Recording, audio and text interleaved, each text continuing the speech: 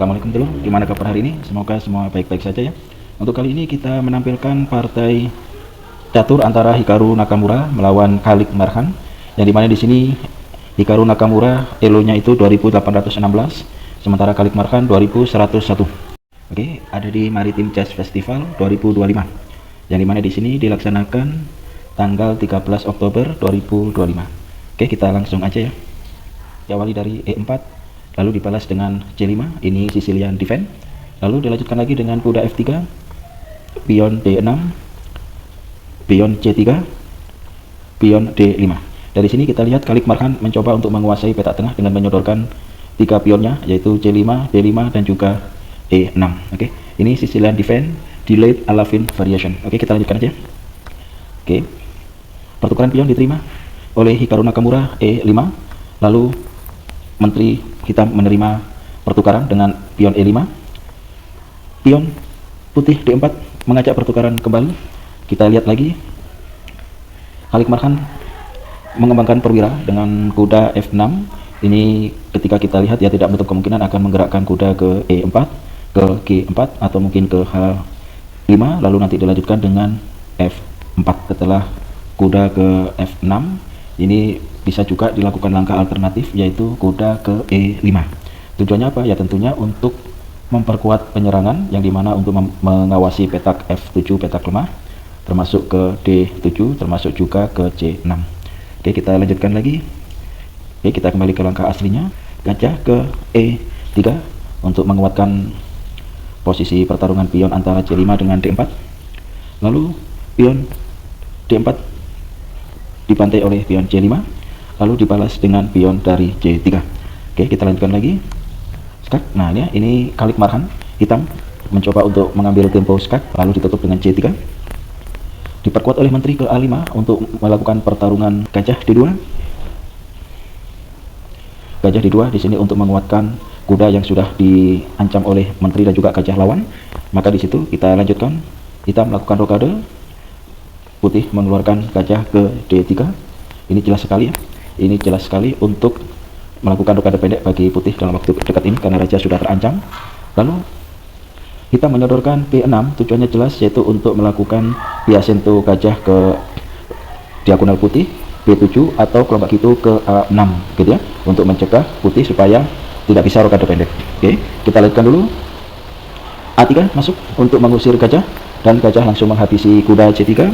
Lalu gajah dihabisi oleh pion. Nah, di sini ya, kalau kita lihat ya, ini langkah aslinya seperti ini, atau kalau kita mundur sejenak ya, bagaimana kalau seandainya dipapat dengan gajah C3, ini juga bisa. Ini sekaligus nanti akan mengusir Menteri gitu ya, karena tempat bersembunyi Menteri cuma ada E5, termasuk juga H5 gitu ya. Oke, kita lanjutkan. Nah, nanti kalau sudah seperti ini, maka putih bisa dengan leluasa melakukan rokade pendek gitu ya. Oke, kita lanjutkan lagi ya. Jadi di sini langkah aslinya adalah pion menghabisi gajah C3, lalu seperti rencana gajah masuk A6 untuk diadu dengan gajah. Nanti kalau terjadi pertarungan, maka Menteri akan masuk ke A6. Dengan begitu raja tidak bisa rokade. Itu rencana dasar hitam gitu ya. Oke, kita lanjutkan lagi. Ditutup dengan C4. Ini sekaligus membuka pengusiran ya kepada Menteri. Menteri di sini hanya satu petak yang aman ya, yaitu hanya H5 saja. Lalu putih rokade pendek untuk mengamankan posisi yang sudah dipin oleh gajah A6. Kita lanjutkan. Kuda B8 masuk ke D7. Ini kalau kita lihat dari skema permainannya, ini Khalid Marhan kemungkinan akan mendorong kuda ke arah E4, G4 ya. Dan dengan begitu maka kuda yang ada di D7 bisa didorong ke F6. Dengan begitu nanti penyerangan akan lebih kokoh ya, karena lebih banyak pasukan tempurnya. Kita lanjutkan lagi. Benteng E1 mencoba untuk menguasai lacur yang semi terbuka ini, lalu dilanjutkan dengan gajah B7 untuk yang menguasai diagonal tengah putih ini, yang dimana nanti akan ketemu dengan Menteri di H1 gitu ya. Kita lanjutkan dulu aja. Gajah mundur E2, ini bisa kita baca bahwa putih tidak menutup kemungkinan akan mendorong kuda ke arah E5. Dengan begitu, dengan mengambil tempo mengusir Menteri. Oke, kita lanjutkan lagi. Menteri mundur ke G6, tetap ya untuk menjaga pion G2 yang sudah diintai oleh gajah sejak langkah yang sebelumnya. Oke, kita lanjutkan di sini. Ini harus hati-hati ya, karena kalau nggak gitu nanti bisa, kalau kuda keluar ini bisa skakmat ya. Kita lanjutkan lagi. menteri B3 untuk langsung melakukan diagonal langsung ke raja G8. Kita lanjutkan. Ini hitam mendorong pion H6 dengan tujuan mencegah gajah ke G5. Ya sebenarnya gajah ke G5 ini nggak perlu banget gitu ya, karena tentunya jantung pertahanan hitam itu ada di G7 maupun ada di F7. Maka dari itu yang diserang apa? Yang diserang ya tentunya lebih efektif kalau diarahkan ke C3. Benteng A geser ke D1. Langkah alternatifnya yaitu kalau kita lihat ya, ini kuda masuk ke E4 dengan tujuan mengawasi gajah D2 yang ini sangat kuat posisinya, lalu ditambah dengan B bishop atau gajah ke E3 untuk menghindari. Ingat ya, gajah 2 ini jangan sampai dilepas ya. Ini posisinya sangat kuat, karena kalau dengan kondisi pion lawan yang masih utuh seperti ini atau nyaris utuh seperti ini langkah gajah sangat diperlukan ya. Jadi ini harus benar-benar dipertahankan ya. Ini langkah alternatifnya gitu ya. Terus nanti bisa juga alternatifnya ditambahkan dengan kuda masuk ke F6 gitu ya. Terus nanti setelah itu ya bisa dikembangkan lebih jauh. Lalu langkah sebenarnya gajah E4. Ini membentuk sinergi ya, yang dimana nanti ujung-ujungnya bisa saja membatasi menteri dan benteng dengan melalui di C2. Benteng ke C1 ya untuk menghindari gajah yang mangkal di C2. Maka dari itu benteng pindah ke C1, pion E5. Terus kita lanjutkan lagi. Ini ada satu langkah yang luar biasa bagi putih, yang sekaligus langkah ini membuat putih langsung membubarkan penyerangan itu. Langkah apakah itu? Mungkin telur-telur ada yang tahu? Ya, langkah itu adalah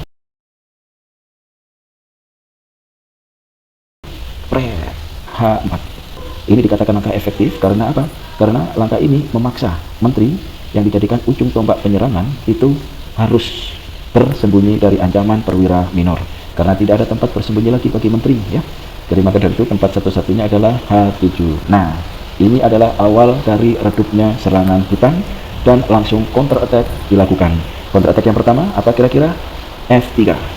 F3 ini jelas sekali untuk menutup akses gajah yang mengancam G2 ya. Tentunya di sini sangat merugikan bagi hitam. Kita lanjutkan, gajah balik ke B7. Ini langkah yang kalau menurut engine kurang tepat. Lalu dilanjutkan dengan Hikaru Nakamura menyerang E5, pion E5. Lalu dilanjutkan dengan kuda menghantam pion E5. Oke, kita lanjutkan. Ini putih mulai melakukan serangan sedikit demi sedikit tapi pasti. Serangan apakah itu? Yap, kita langsung aja ya. Iya, B1. Kenapa ini dikatakan serangan yang sedikit demi sedikit tapi pasti? Ya, ingat ya, lajur E sudah kosong, kuda terancam, hitam tidak memperdulikan. Ingat ya, seperti yang kita sampaikan tadi bahwa gajah putih yang ada di lajur hitam ini benar-benar sangat kuat. Maka dari itu hitam merasa gajah ini harus diusik. Menteri mendekati gajah putih di petak hitam dengan asumsi nanti akan ditukar dengan kuda yang ada di E5. Bagaimana reaksi Hikaru Nakamura? Ya tentunya untuk posisi ini gajah lebih mahal daripada kuda, dan gajah digeser untuk memantau dua ekor kuda ini, sekaligus nanti tidak menutup kemungkinan akan membuka jantung pertahanan utama hitam yaitu G7.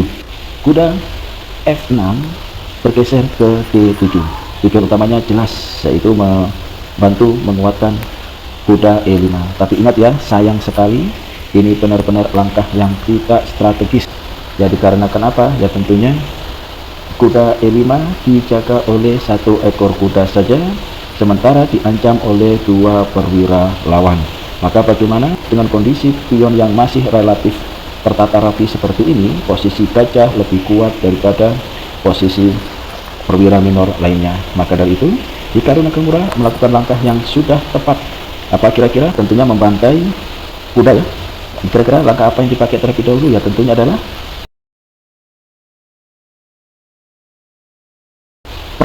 iya, menggunakan benteng ya.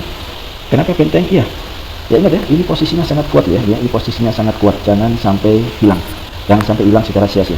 Maka benteng ditukar terlebih dahulu, terus setelah itu kuda masuk dan gajah masuk. Oke, kita saksikan kembali bahwasanya kondisi gajah sudah siap menyenter petak tengah hitam.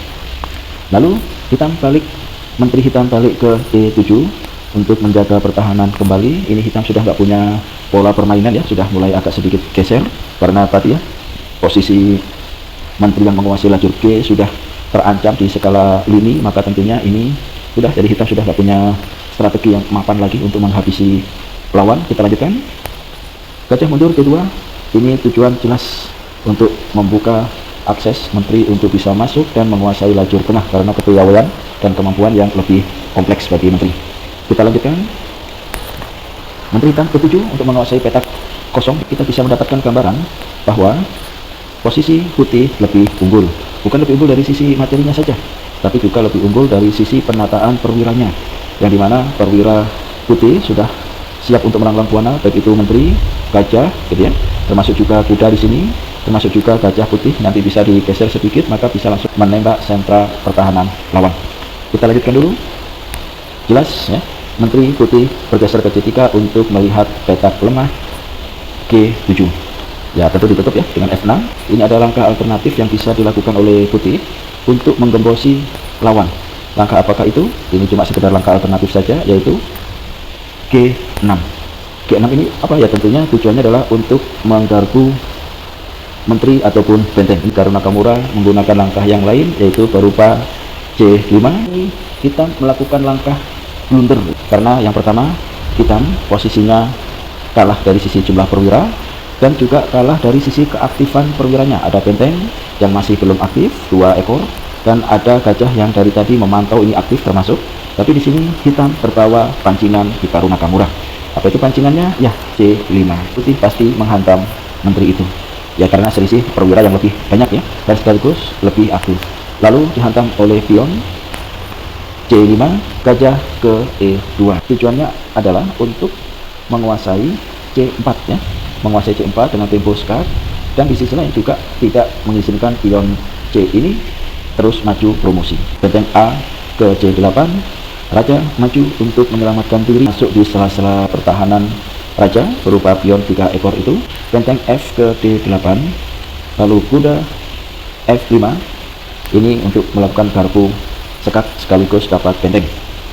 Raja menghindar, gajah C3, benteng maju ke C6, gajah A5, benteng A1 mengambil tempo menunggu serangan putih. Langkah yang sudah tidak berpola lagi ditampilkan oleh Khalid Marhan ya, secara otomatis Hikaru Nakamura bisa leluasa menyerang dengan menyodorkan kuda F7 dengan ancaman mengusir benteng. Lalu benteng E6 skat,